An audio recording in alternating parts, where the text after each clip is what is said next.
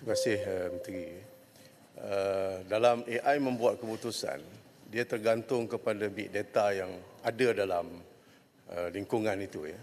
Bermaksud bahawa kalau data yang kita masukkan itu betul, maka keputusan yang diperolehi dalam AI itu juga betul. Ini bermakna bahawa kita perlu memperbanyakkan maklumat yang betul ini di dalam big data ini. Ya.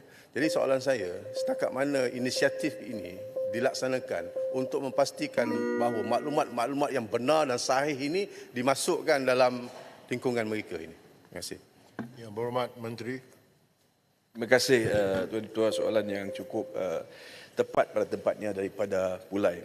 Ya betul, apabila kita lihat kepada teknologi sekarang, khususnya teknologi yang memerlukan maklumat, dan saya rasa Pulai merujuk kepada teknologi yang melibatkan LLM, ya, di mana kita ini sebut ataupun tanya beberapa soalan dan ia akan berikan jawapan seperti ChatGPT dan sebagainya. Jadi soalan dia, jawapan diberikan itu adalah hasil daripada data yang kita masukkan ke dalam apa yang disebut sebagai language model tersebut. Jadi kita nak pastikan bahawa jawapan yang diberikan itu adalah bersandarkan atau berdasarkan kepada data yang tepat. Jadi soal yang bertimbul adalah sama ada ataupun tidak data yang dimasukkan ke dalam language model itu adalah data yang tepat yang kita boleh percayai. Jadi ada beberapa pendekatan yang telah pun diambil.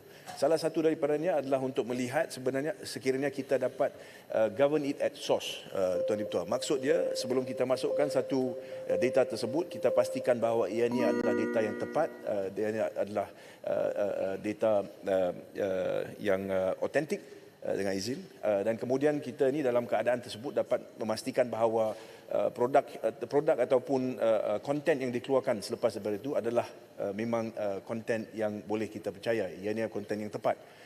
Tetapi itu adalah satu pendekatan. Pendekatan yang lain kita ada di mana kita masukkan semua data, kemudian kita train model tersebut.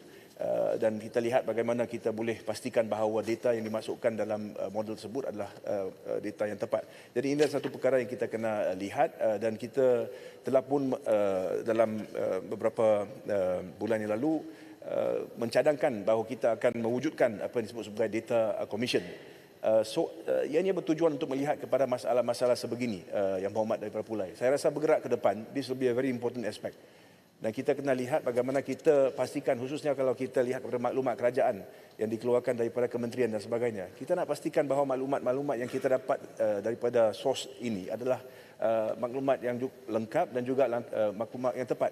Jadi kita kena lihat kepada bagaimana kita boleh mewujudkan langkah-langkah ataupun piawaian untuk memastikan bahawa apa-apa jua produk yang bersandarkan kepada language models ini boleh meyakinkan kita bahawa data yang digunakan itu adalah data yang sah dan tepat. Tapi memang satu perkara yang kita lihat, ini Tuan Ketua sekali lagi menunjukkan betapa perlunya untuk kita melihat kepada teknologi muncul, teknologi baru kerana bergerak ke depan.